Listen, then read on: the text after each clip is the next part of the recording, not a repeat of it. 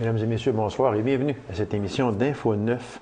On le reçoit à chaque année. Il vient nous parler de la campagne de levée de fonds pour la Fondation canadienne du Rhin. Mesdames et messieurs, M. Lévi Trottier. M. Trottier, bonsoir. Bonjour, M. Lacasse. Campagne de levée de fonds en Abitibi-Ouest, mais aussi c'est dans toute l'Abitibi-Témiscamingue, n'est-ce pas? Oui, il s'en fait, disons, à Ville-Berry. Il s'en fait à Amos. Rouyn-Noranda, c'est plus ou moins, c'est plus difficile à Rouyn-Noranda. OK. Mais disons que les gens savent quand même que c'est le mois de mars, c'est le mois du Rhin. La campagne, c'est pour l'Abitibi-Témiscamingue. Alors, on reçoit des dons quand même de ces gens-là aussi. On va aller, M. Trottier, avec les localités qui sont visitées. Oui. Ici, en Abitibi-Ouest, oui, on va se concentrer sur Abitibi-Ouest. On a les 23 municipalités ici. On est au complet partout. Ça veut dire que chaque municipalité du coin de l'Abitibi-Ouest sera visitée, peu importe qu'elle soit à Villebois ou qu'elle soit à Taschereau ou peu importe. Il y aura quelqu'un qui va visiter les foyers pour dans tous les secteurs, M. Lacasse, jusqu'à la Ferté même. Alors, on est partout. On a des coordonnateurs qui s'occupent de trouver des bénévoles. Alors, le porte-à-porte va se faire à la grandeur de l'Abitibi-Ouest. C'est important de le dire. Puis c'est important aussi de donner les dates. Parce que je sais que vous échelonnez ça sur une plus grande période un peu. Au début, c'était une semaine intensive. Là, vous donnez sur 2 semaines. Ce n'est pas pour rien que vous donnez 2 semaines. Parce que justement, cette année, ça va être du 21 mars au 2 avril. Par contre, on se dit, les bénévoles sont toujours difficiles à recruter d'année en année. C'est ça, oui. Et puis, il y a des fois, il y a des gens qui nous disent, écoute, les 2 dernières semaines de mars, je m'en vais dans le sud. On dit, écoute, passe donc la semaine du 15, ça va faire pareil. Okay. Alors, nous autres, tout ce qu'on veut, on veut couvrir le territoire. Et puis, on veut réellement avoir des gens partout. Alors, c'est pour ça qu'il faut être un peu plus flexible avec nos dates. Alors, disons qu'on dit le mois de mars. Le mois de mars, c'est le mois du Rhin. C'est le mois du Rhin, alors il n'y a pas de problème là. Il s'agit un peu de la température. Je comprends que des matins comme un matin, on est encore en février quand même. Mais... Disons que oui, on est aujourd'hui le 22 de février, avec un fameux moins 27. On ne passe pas dans les maisons à ce moment-là. Mais on se dit que d'ici à une couple de semaines, ça va réchauffer un peu. Et puis le soir, le meilleur temps pour passer, c'est entre 5h et 8h le soir. C'est ça, exactement. Les gens reviennent à la maison. Alors, le porte-à-porte se fait bien. Et passer 8 heures, on ne dérange plus les gens. Non, c'est ça. Non, parce que je pense, et vous serez d'accord avec moi, je pense, M. Trottier, que passer 20 heures le soir, les gens, ça dérange les gens. Beaucoup.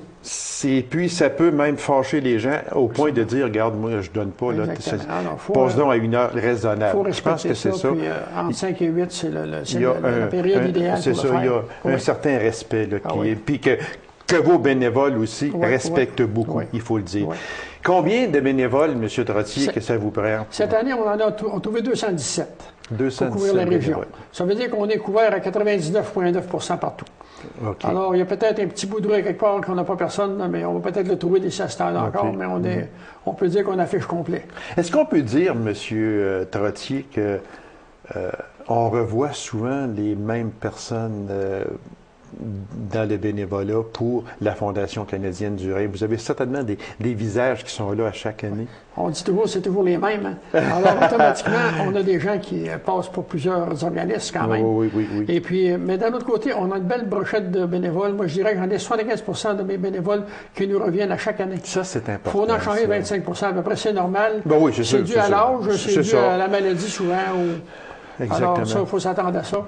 Mais par contre, c'est attendu, c'est de plus en plus difficile d'en trouver parce que la population vieillit et puis les baby boomers, ils n'ont pas tellement de temps de venir quêter non plus, alors c'est plus difficile. Mais par contre, on finit toujours par trouver des gens partout. Et vous faites un travail extraordinaire, ça, je me dois de le souligner, M. Trottier, parce que trouver des bénévoles, et vous vous occupez de cette campagne-là à l'année. Je suis persuadé. Puis, une félicitation à vous. Si c'est une réussite annuelle en Abitibi-Ouest, surtout, c'est grâce à vous et à votre équipe. Puis, moi, je ne mâche pas mes mots et loin de là. Je vous en félicite. Puis, alors, on a un comité. Alors, c'est un travail d'équipe. Alors, tout le monde met l'épaule à la roue un peu. Et puis, finalement, on finit par faire une campagne, disons, qui qui va bien à tous les ans. Normalement, on augmente à tous les ans un peu.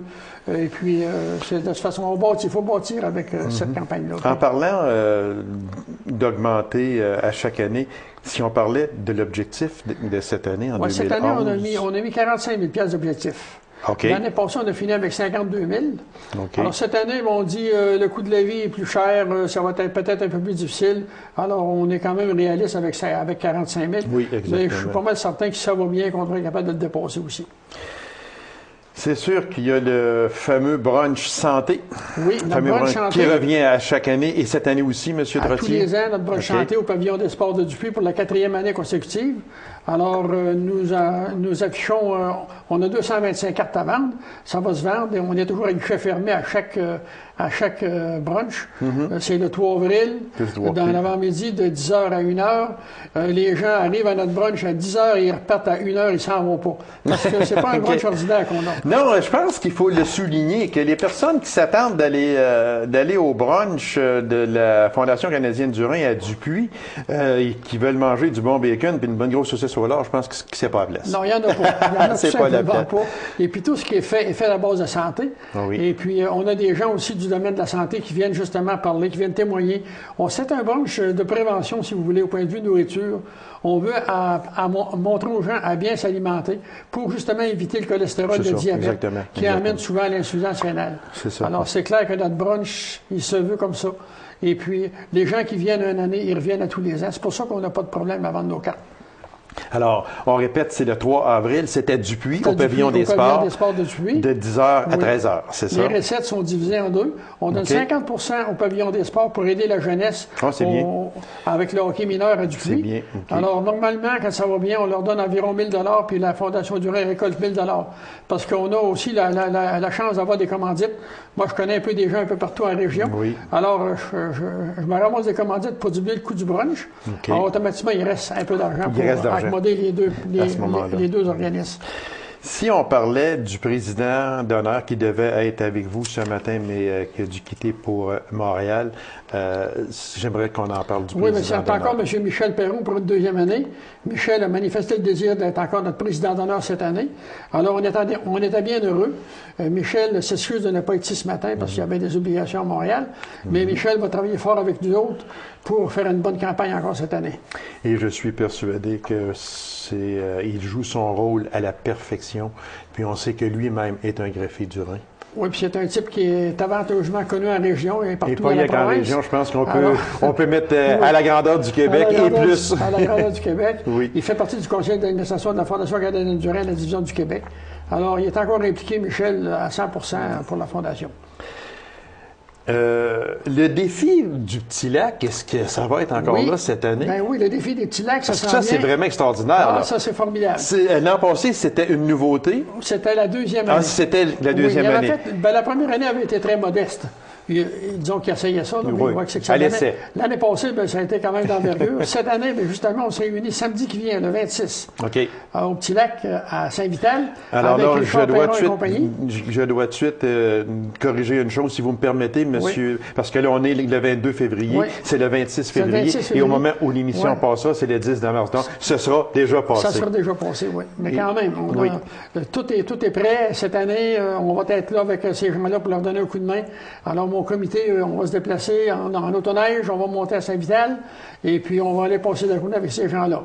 Alors, Richard Perron nous disait justement l'autre fois qu'il va faire encore son 100 km. Oui, exactement, c'est ça. Alors, c'est 10 fois le tour de 10 km.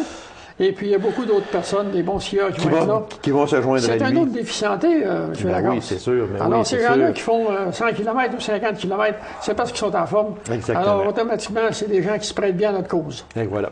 Alors, j'aimerais en terminant, M. Trottier, qu'on répète les dates de la collecte. Oui, notre collecte, c'est du 21 mars au 2 avril. J'aimerais aussi, M. Lacoste, mentionner qu'ici en région, on a quand même encore 11 personnes dans notre centre de dialyse, malheureusement. Nous en avons 3 qui sont en attente d'une greffe de rein. Alors, il faut penser à ces gens-là. Il faut avoir une bonne pensée aujourd'hui aussi pour nos 2 coupes de Rouen de Randon Oui, exactement. qui vont être greffées du Rhin. Alors, c'est réellement un bel échange. Puis c'est peut-être grâce à tout ce qu'on fait dans la prévention au point de vue du don d'organes que ces choses-là se passent. Donc, alors, il faut continuer à en parler. C'est ce matin, le 22 de février, que ces 2 couples-là de Rouen qui vont recevoir une les 2 madames vont recevoir des 2 hommes. C'est un échange de couples. C'est bizarre quand même, mais ça convient très bien quand même. Les gens se sont bien adonnés pour ça. Un geste très humanitaire. C'est ça. Et on répète le brunch santé. Oui, le brunch santé, alors c'est dimanche le 3 avril, tout de suite après notre campagne, la fin de notre campagne. Alors on invite les gens, ceux qui veulent se procurer un laissez-passer, non seulement qu'à communiquer avec le comité de la Fondation du Rhin, ça nous fera plaisir. Nos cartes sont en ordre au coût de 10 $, et puis les gens en ont pour leur argent, il n'y a pas de problème. J'en suis persuadé. Monsieur Trottier, merci beaucoup. Continuez votre excellent travail. La Fondation canadienne du Rhin a besoin de vous et de votre équipe également. Et on répète, du 21 mars au 2 avril, c'est la collecte, c'est la levée de fonds de la Fondation canadienne du Rhin et le brunch santé au Pavillon des sports de Dupuis, le 3 avril de 10h à 13h. Merci beaucoup, Monsieur Trottier. Merci, M. Lagarce. Alors, courte pause, mesdames et messieurs, et on vous revient. Restez avec nous.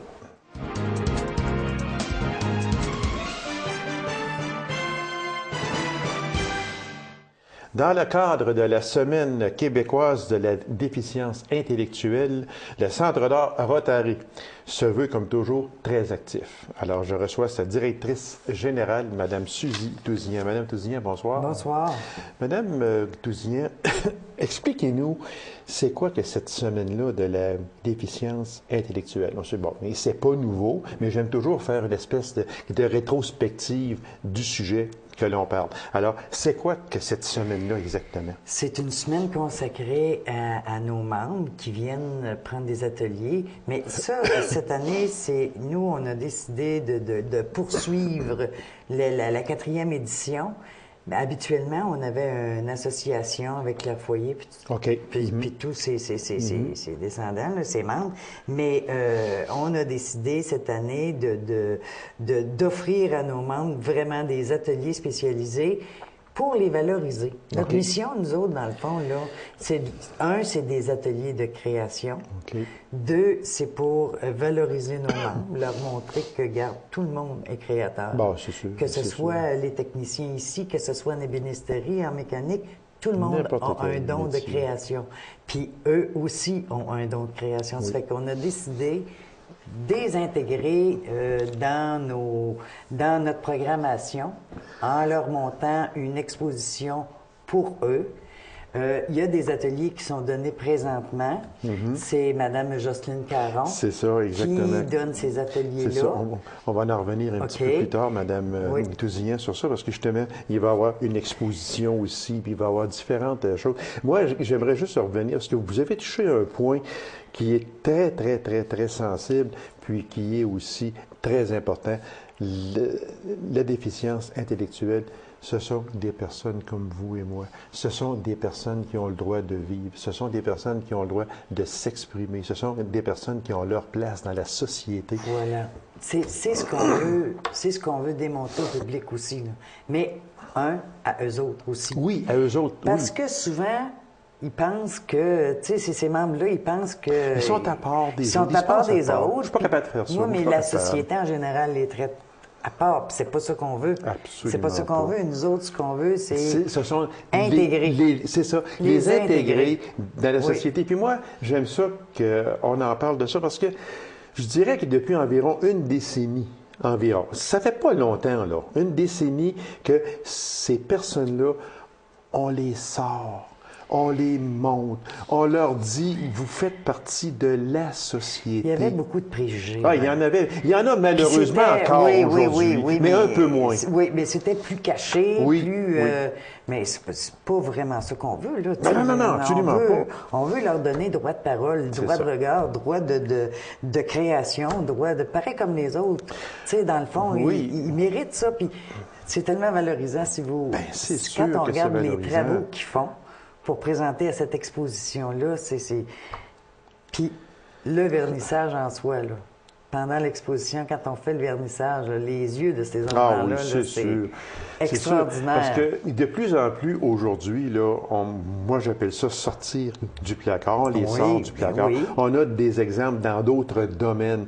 Qu'on prend les gays et lesbiennes seulement. Bon, il y a juste 10 ans, 15 ans passés, là, C'était tabou. C'était tabou, C'était c'était tabou. caché. Aujourd'hui, il y a des artistes qui font le coming out et qui Ben oui. disent, puis moi j'en reviens toujours à Danny Turcotte, tout le temps. Ben Danny, oui. il a été un des premiers à dire, moi, je suis ça, puis je suis un être humain, je suis Oui, un puis être humain ordinaire. Ils ont des droits, puis Ben oui, mais c'est leurs ça, droits. c'est ça, exactement.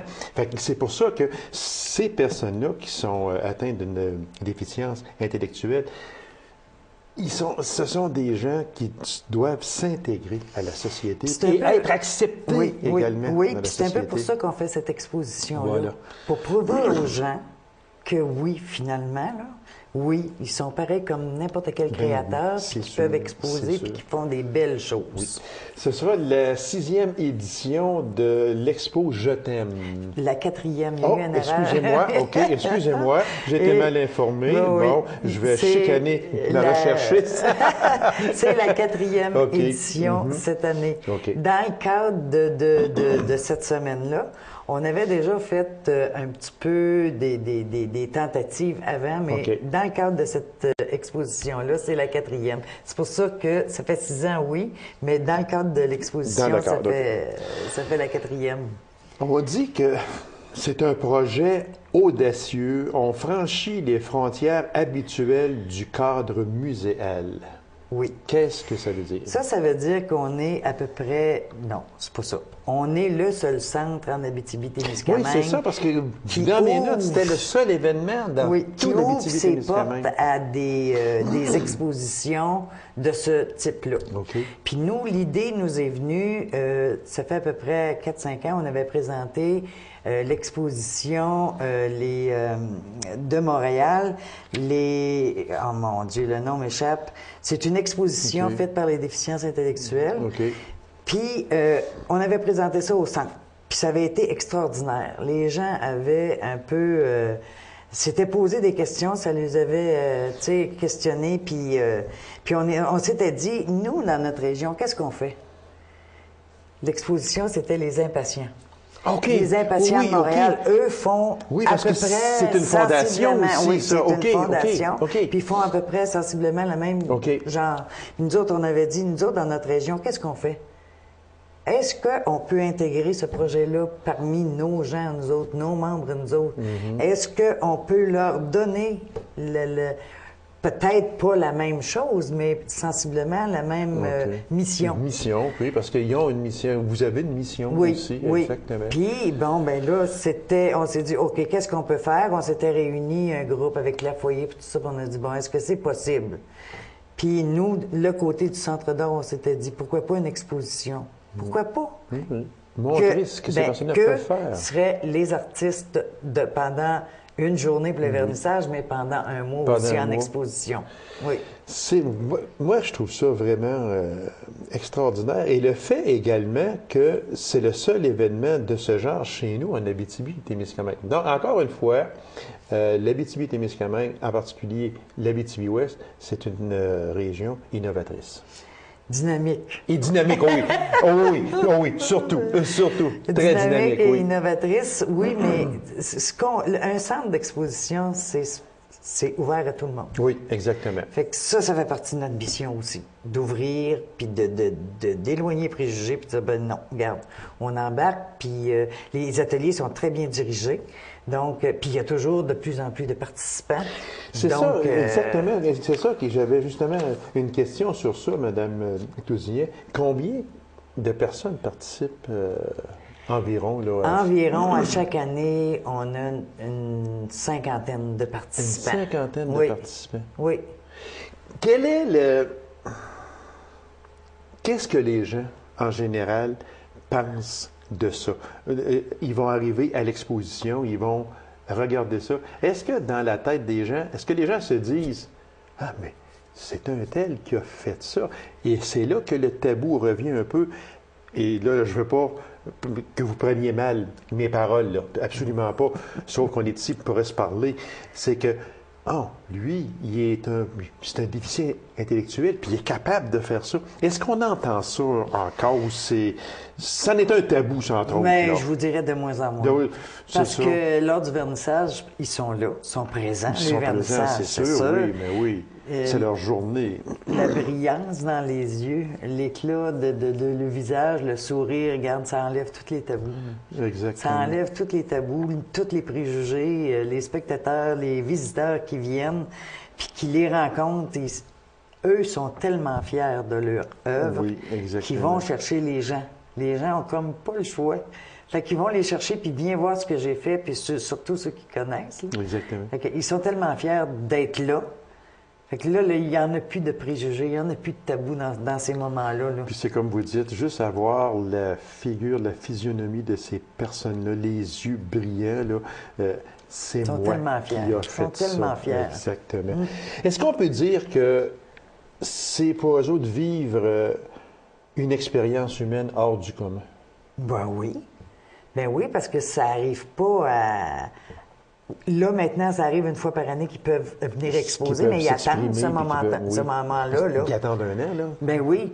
D'une exposition à l'autre. C'est ça. Puis là, ils travaillent pendant ce temps-là. Ils viennent à des ateliers, puis tout ça, mais ils travaillent fort. Exemple, tu sais, nous autres, découper quelque chose dans un papier, ça va nous prendre 5 minutes. Oui. OK? Oui. Mais lui, ça peut y en prendre 1 heure. La dextérité n'est pas la même. Non, donc, il faut tout qu'il travaille ça, lui, en même temps que sa création. Fait que, dans le fond, là, pour lui, c'est 2 fois plus de travail que pour nous autres. C'est sûr. Un coup de pinceau, nous autres, on va y aller, puis on enlève toutes les peurs, puis tout ça. Eux autres, ils n'ont aucune peur. Sauf que pour se décider à la mettre à telle place, ça lui prend plus de temps. Plus de temps, c'est ça. Puis ils sont patients, ces gens-là, là. Ça n'a pas de bon sens. C'est ça qu'il faut que les gens qui vont à l'exposition se mettent dans la tête, de dire découper telle affaire, mon Dieu Seigneur, oui, mais vous allez le faire, le découpage, comme vous avez si bien dit, dans quelques minutes. Oui. Puis lui, ça peut y prendre quelques heures. Oui. Donc, pour lui, c'est une valorisation extraordinaire. Oui, quand il vient à bout de réussir juste cet événement. Oui, c'est ça. Ça, là, juste cet événement-là, là, c'est déjà beaucoup. Puis, c'est ça peut être dans le collage aussi, tu sais. Ah oui, nous autres, c'est facile. C'est pas compliqué, c'est dans tout. Oui. On dit que cette exposition-là est inspirée, parce qu'on en a parlé un petit peu, mais je veux revenir sur ça, Mme Tousignan. Cette exposition-là, elle est inspirée de la Fondation Les Impatients, qui s'est établie depuis 1992, je crois. Oui. C'est quoi exactement que les impatients? Vous en avez parlé un petit peu, mais j'aimerais revenir sur ça. Les impatients, eux autres, ils font des ateliers. C'est dans un centre hospitalier. Les gens se rendent là à tous les semaines. C'est plus intense que nous. OK. Les gens se rendent là tous les semaines et il y a un échange entre artistes en art visuel et artistes déficients intellectuels. Puis ils travaillent pendant 1 année. Ils peuvent monter des coffrets, ils montent toutes sortes de choses qu'ils peuvent exposer au bout d'1 année. Ils choisissent avec l'artiste qui travaille avec lui toujours dans ces ateliers-là. Ils vont créer des choses, puis après ça, ils choisissent les meilleurs, puis ils vont les présenter. Ces expositions-là sont itinérantes. Tu peux... Ah oui? Oui, OK. Nous, à la salle, on l'a eu parce qu'on l'a demandé, mais d'autres personnes qui la voudraient, mettons, dans un autre centre d'exposition, pourraient faire la demande de cette exposition-là. Ah oui? Oui, ça fait le tour. Ils vont à peu près un peu partout. Ils vont au Saguenay, ils vont à Gaspésie, ils vont partout. Ah mon Dieu! Fait que c'est quand même... C'est leur façon de promouvoir ces fondations-là aussi. Exactement, oui. C'est un bon moyen. Puis les œuvres qu'ils vendent, bien là, eux autres, ça leur apporte des sous. Oui, exactement. Ah, moi, je trouve ça vraiment extraordinaire parce que, puis j'en reviens encore sur ça, c'est que quand on dit toujours, il y a toutes sortes de monde pour faire un monde. Voilà. Alors, ces personnes-là sont dans le monde d'aujourd'hui. Puis j'en reviendrai toujours à la même phase. Ces personnes-là ont leur place dans la société. Une grande place. Combien de fois, Mme Tousignan, il y a peut-être quelques décennies passées, puis j'aime pas parler de quelques décennies, parce que c'est quand même pas si loin que ça, que je n'ai parlé un petit peu, puis j'aimerais revenir, que l'on cachait ces personnes-là. C'est ça. que ceux qui étaient atteints de déficience intellectuelle, paralysie cérébrale, entre autres, qui disaient, bon, regarde, toi, tu restes dans ton fauteuil chez nous, puis tu... Mais il n'y avait pas d'autres moyens, il n'y avait pas de... Tu sais, c'était pas ouvert comme aujourd'hui, puis il n'y avait pas toute la technologie, la science qu'il y a maintenant, présentement. Puis quand moi, je reçois M. Mailloux, c'est juste un entrefilet que l'on fait, quand moi, je reçois M. Mailloux, Rémi, qui vient annoncer son téléthon, qui revient après, les yeux pleins d'eau, nous donner les résultats, remercier la population. M. Mailloux en est une personne qui est atteinte de paralysie cérébrale. Puis quel homme extraordinaire il est. Puis, lorsque l'on regarde le Téléthon ou qu'on s'en va au Théâtre du Cuivre, assister les personnes qui sont là, atteintes de paralysie cérébrale, c'est incroyable de les voir, tout simplement. Ils ont les yeux pétillants, ils sont heureux. C'est, comme Rémi disait, c'est leur journée à eux autres. Mais eux autres, là, c'est la même chose. C'est leur exposition. Voilà. Oui. Fait que c'est pour ça que moi, je trouve ça tellement important. Puis je vous félicite, Mme Pitouzian, de prendre soin de ces personnes-là parce que, mon Dieu... Nous, on n'a pas de mérite, parce que si vous saviez comment est-ce qu'ils nous apportent... Oui, ils apportent des choses, ces personnes-là. Entre les membres puis les artistes, c'est extraordinaire. On les appelle, nous, nos petites perles de joie. Ah, ça c'est bien dit.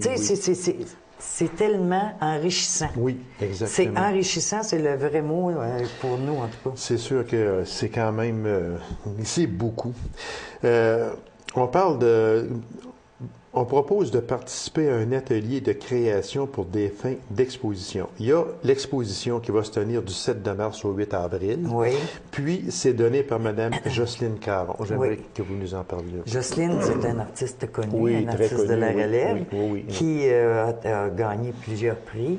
Donc, Jocelyne, c'est sa 4e édition avec eux pour donner ses ateliers. Donc, Jocelyne, elle les ramasse tout autour d'elle. Puis là, il expérimente plein de choses pour en arriver à un travail de création. C'est ça, exactement. Donc, il aime beaucoup Jocelyne, parce qu'ils la connaissent. Ces gens-là aiment connaître les gens, mais quand ils la connaissent, il faut que ça reste là, ça, là.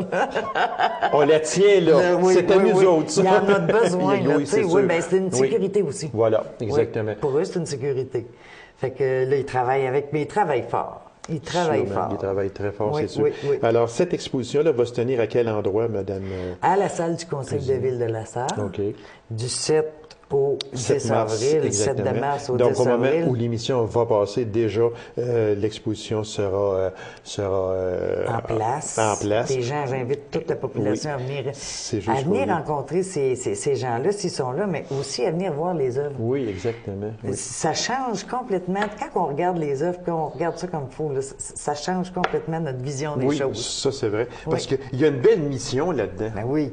Puis eux, ça les encourage. Puis il y a un petit livre de notes qu'on peut leur écrire là, en passant. Ça leur fait plaisir. Parce que c'est le professeur qui va les lire ou non, tu sais. Puis ça, les autres, ça les valorise beaucoup.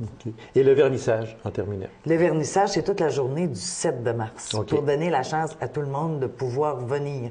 Parce que, venir au centre, c'est des transports. Oui, c'est sûr. Ils ne peuvent pas avoir tout le transport en même temps. Oui, parce qu'ils sont d'une cinquantaine. Ben, c'est ça. Fait que là, dans l'avant-midi, il y en a qui viennent. Un groupe. Un groupe l'avant-midi. Parce qu'ils ont le transport, puis dans l'après-midi, c'est l'autre groupe. C'est pour ça que c'est échelonné sur toute la journée. Ah, OK. Alors, Mme Pitouzian, merci beaucoup. Puis, félicitations à vous de prendre une part très active avec ces personnes-là. Ces personnes-là, je l'ai toujours dit, ont besoin d'aide, mais c'est valorisant pour eux autres. Alors, je vous remercie infiniment.